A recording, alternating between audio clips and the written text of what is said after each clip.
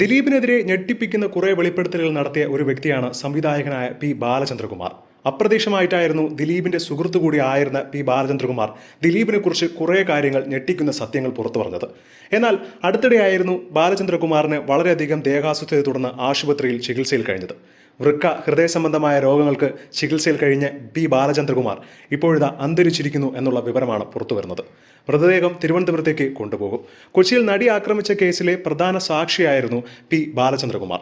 നടി ആക്രമിക്കപ്പെട്ട കേസിലെ ഗൂഢാലോചനയുമായി ബന്ധപ്പെട്ട് നടൻ ദിലീപിനെതിരെ ബാലചന്ദ്രകുമാറിന്റെ വെളിപ്പെടുത്തലായിരുന്നു കേസിൽ വളരെയധികം വഴിത്തിരിവായി മാറിയത്.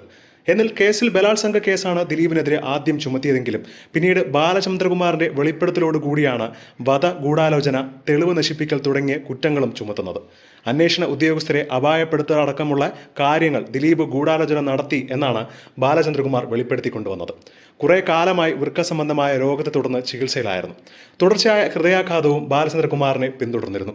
രോഗാവസ്ഥയിലും നടിയെ ആക്രമിച്ച കേസിൽ വിചാരണയ്ക്കായും തുടർച്ചയായി ബാലചന്ദ്രകുമാർ കോടതിയിൽ ഹാജരായിട്ടുമുണ്ട്. ഇതിന് 2 ദിവസം മുൻപ് പോലും ബൈപ്പാസ് സർജറി ചെയ്ത് പിന്നീട് അണുബാധ ഉണ്ടായതിനെ തുടർന്നാണ് ഇപ്പോൾ മരണം സംഭവിച്ചിരിക്കുന്നത്. ജീവിതത്തിലേക്ക് വീണ്ടും തിരിച്ചെത്താനുള്ള എല്ലാ പ്രതീക്ഷയും ബാലചന്ദ്രകുമാറിനുണ്ടായിരുന്നു. ഇതിനിടയിലാണ് അന്ത്യം സംഭവിച്ചിരിക്കുന്നത്.